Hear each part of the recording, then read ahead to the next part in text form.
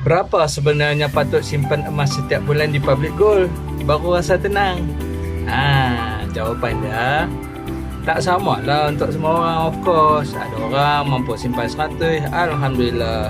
Ada orang boleh simpan 300, ada orang mampu 1000. Yang penting bukan angka besar. Yang penting apa? Konsisten. Kalau kau paksa simpan besar tapi tak mampu, kau akan berhenti. Tapi kalau kau mula kecil dan boleh sustain, itu yang jadi.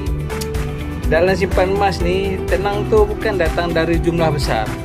Tenang tu datang bila kau tahu setiap bulan kau tambah aset.